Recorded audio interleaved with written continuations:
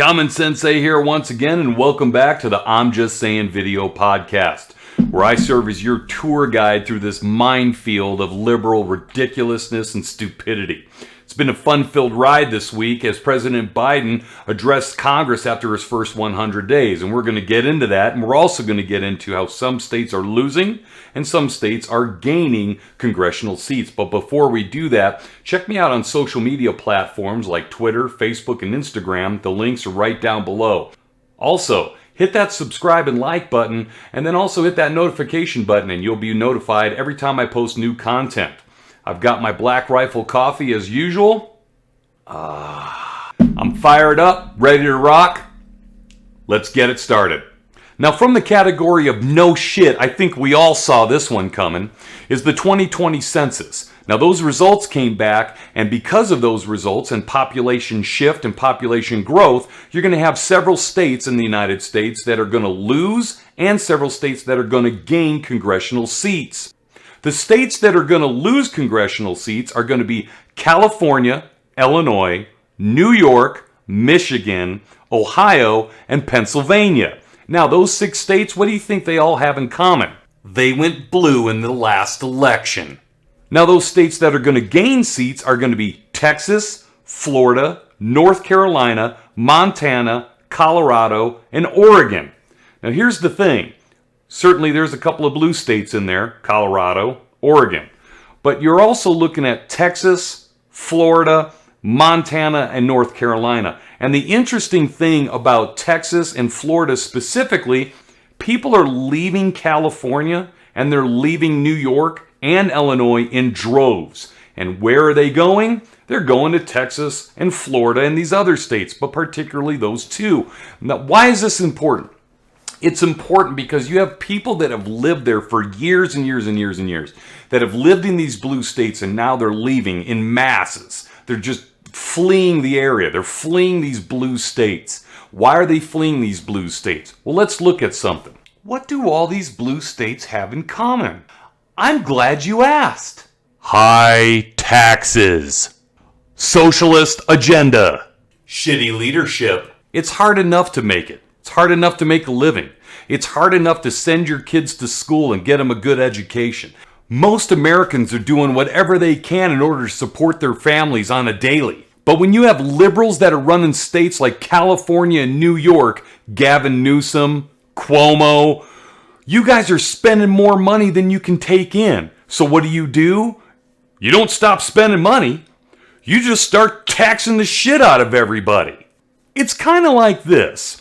If I go out and I buy a house, I'm not going to buy a house that I can't afford, or a car, or even a TV for that matter. I'm going to buy what my income allows me to buy. And if I can't, then what I'm going to do is try to find a better way to supplement my income. And that way is not taxing people, dummy. That way is giving people tax incentives so they do a couple of things. Number 1, put more money in the economy. And number 2, if you have lower taxes, particularly for corporations and businesses, you're going to attract more of them, which means you're going to have a wider tax base. To go along with that, when you have a wider tax base and more businesses, they hire more people. What does that mean? More people have jobs, more people get to make more money, more people get to save more money, and more people spend more money in the local economy. Well, no shit. That's how economics work. Do you think these liberal leftists know that? Of course they know that. But then why do they do it? They do it because they play on the ill-informed. They play on the ignorance of people who don't educate themselves. They figure that people are just going to stay in those states because that's what they've always done. They've always stayed there. They've always been taxed out the yin-yang, and guess what? They don't do anything about it.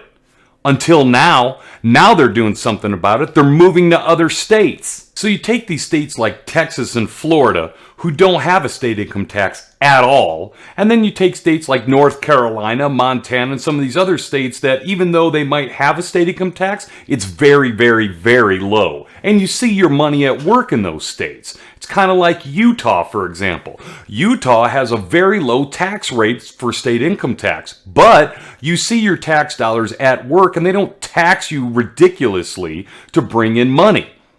Look at Wyoming. No state income tax. Guess what? Guess where people are moving? Wyoming, Texas, Utah, Florida, Montana, North Carolina. And the reason they're moving there is because, number one, they can make their dollar go further. And number two, businesses are also moving there because guess what? They can make more profit because the tax rate is lower. And when the tax rate is lower, you're going to attract more businesses. I think we've already been through this, yes? Do I need to keep going? No.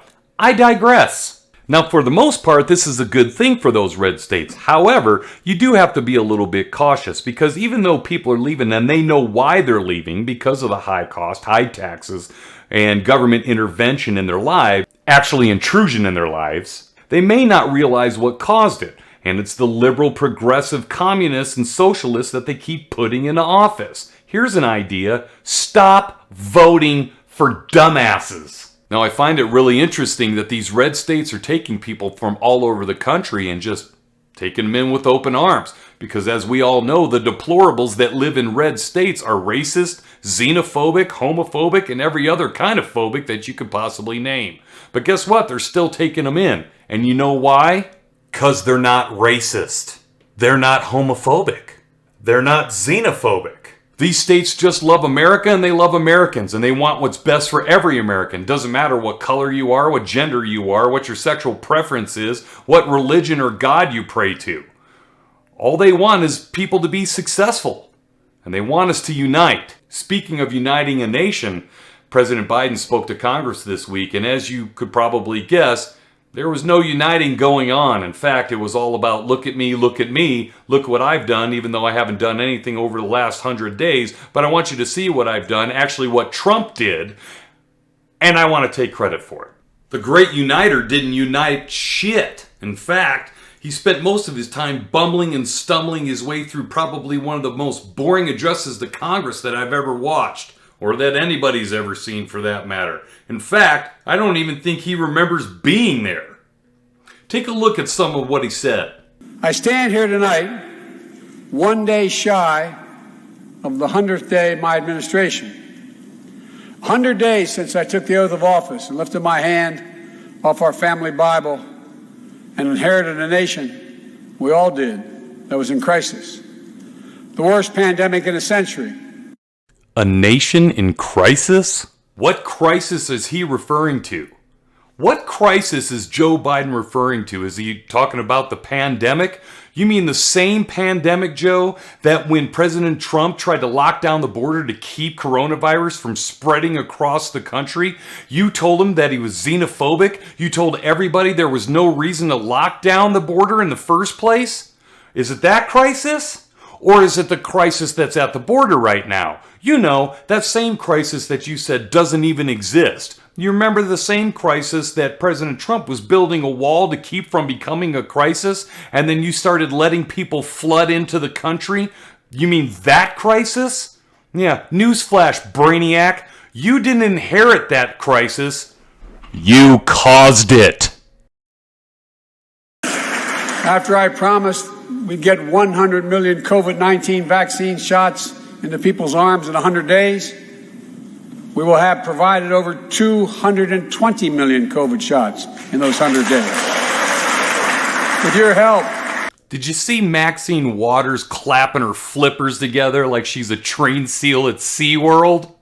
Okay, first of all, you can make up the numbers however you want to. Now, do I believe that there's 220 million people that are vaccinated? Of course I do. I believe that. But here's the thing. If you come out at the very beginning and you already know what the numbers are probably going to be based on your conversations with Pfizer, with Moderna, with Johnson & Johnson, and whoever else, and you say, hey, we're going to vaccinate 100 million people, even though you know 200 million people are going to be possible, but you don't say 200 million people because at your address you want to be able to say 200 million people so it looks like you went over 200% of what you were supposed to do? Come on, Joe. We're not stupid. Of course people are going to get vaccinated. That's what the vaccination is for. And by the way, you didn't have anything to do with the vaccination. The vaccination and Operation Warp Speed weren't even on your watch. President Trump put that in motion. Now what really cracks me up is he's been vaccinated.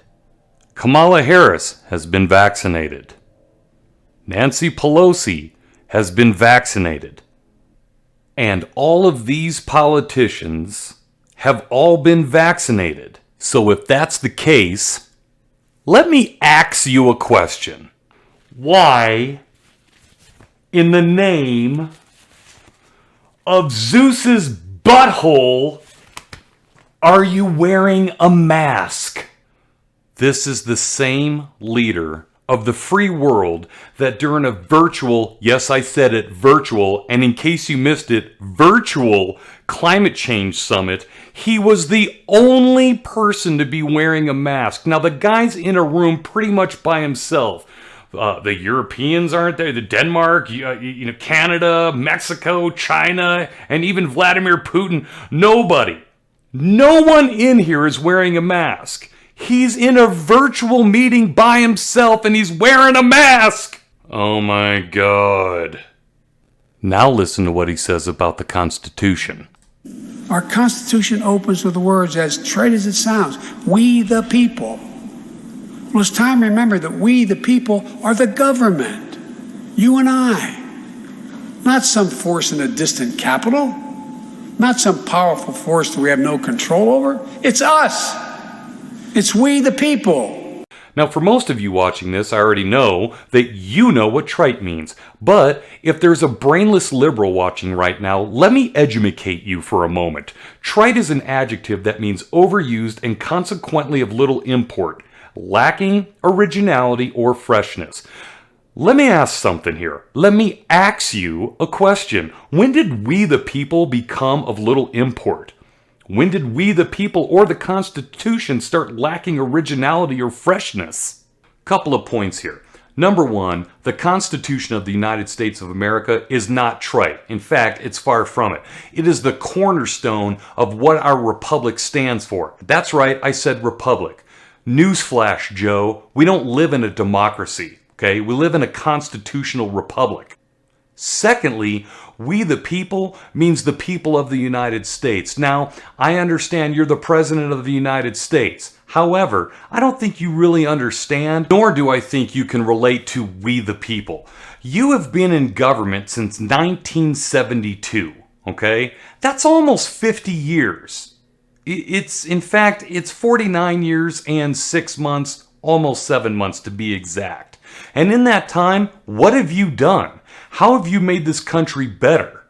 As I've said before, it's obvious that Joe's not running the show here. Somebody behind the scenes is running the show, right? He's a puppet. He sold his soul in order to be able to become President of the United States and have that under his belt. But to be quite honest with you, he ain't running shit. Now, I could sit here and go through the rest of the address, but to be quite honest, we'll all just get dumber for listening to the rest of it. So I'm going to move on to Senator Tim Scott from South Carolina, who had the GOP rebuttal. Now, there's a couple things you need to know about Senator Scott from South Carolina. First of all, he grew up in poverty, okay? He was the child of a single mother. Both of his brothers served in the United States military, one serving in the Air Force and the other one serving as a sergeant major in the Army. Now, back in June of 2020, Senator Scott put forth legislation that would bridge the gap between communities of color and also law enforcement, particularly a ban on chokeholds, amongst other things. Guess what? The legislation failed. You want to know why? Democrats voted against it. That's right, the liberals voted against it. The same people that are crying racism, the same people that are saying that law enforcement are out to kill African Americans, the same people that are saying we need justice are the same people that voted against legislation to do just that.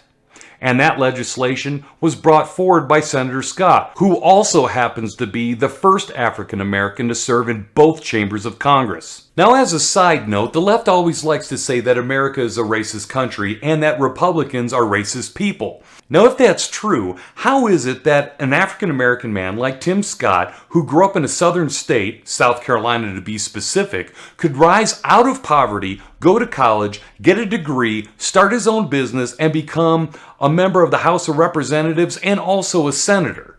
Moreover, why would he want to become part of the Republican Party if it's so racist? I'm just saying. So in his rebuttal, Senator Scott goes on to talk about equality. He goes on to talk about unity. He goes on to talk about what's important in this country. He goes on to talk about not only the economy, not only about jobs, but about people coming together. And that's what we were promised by the Biden administration from the get-go, was unity and coming together. Senator Scott also pointed out that that hasn't happened.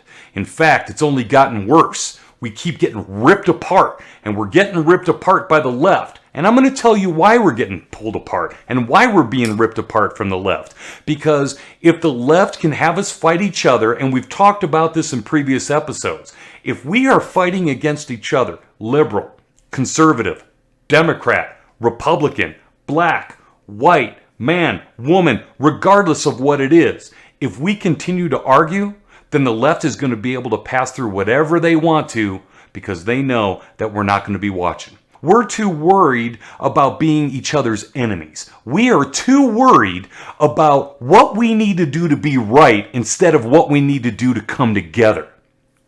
And that's what we need to do. If you think socialism is not on the rise, if you think socialism and Marxism isn't what's in Washington right now, you better think again. 2022 is right around the corner. I salute you, Senator Tim Scott, for saying what needs to be said, for standing up for what's right, and for being a true American and working for the people. We the people. That's all the time we have for this week's episode of I'm Just Sayin'. I appreciate you tuning in. Make sure you check me out on Facebook, Twitter, and Instagram by clicking on the links below. Also, subscribe, like, and hit that notification button so that you'll know when I'm posting new content. Appreciate you tuning in. I'm the CommonSensei, and thanks for watching. I'm Just Sayin'. We'll see you next time.